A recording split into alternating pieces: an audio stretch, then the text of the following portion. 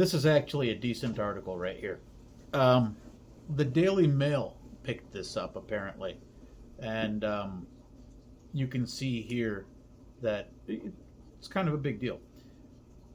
The Daily Mail really puts pressure on her, and the judge refuses to apologize for saying that she wants all Palestinians to be killed, and that's really what's being noticed by everybody. It's quite vile, and there have been hundreds of complaints filed against her already. You'll find a link to where you can file your own complaint down in the bottom. But I wanted to bring this up because of all the articles that I've seen, and there have been a lot coming out now.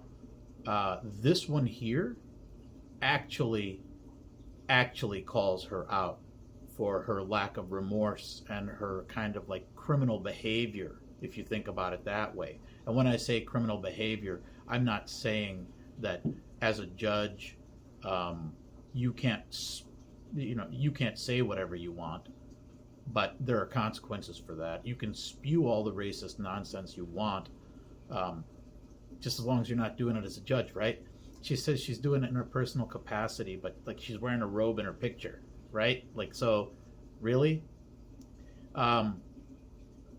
Additionally, I've received hundreds of calls and emails from everybody, and many of my Jewish friends, and I cannot tell you how thankful I am. I mean, wrong is wrong, and people realize that.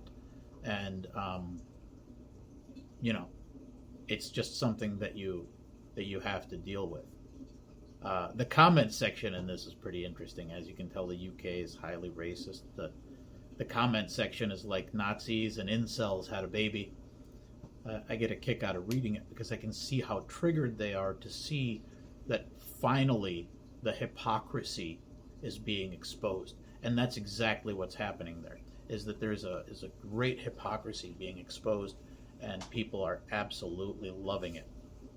So this is kind of just to give you a heads up on what's going on, and just to give you a final update on this. And if there's anything more, I'll come back with it.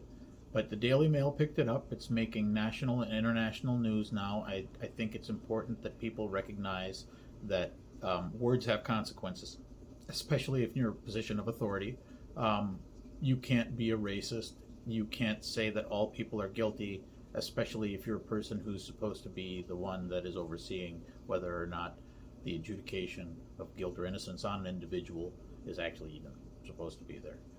So we're going to continue the pressure. At this point, there's no way, with the lack of remorse, the inability to apologize, and the doubling down on her genocidal rhetoric, there's no way that this person can be a sitting Superior Court judge any longer. Again, my link for the Judicial Qualifications Committee complaint is below.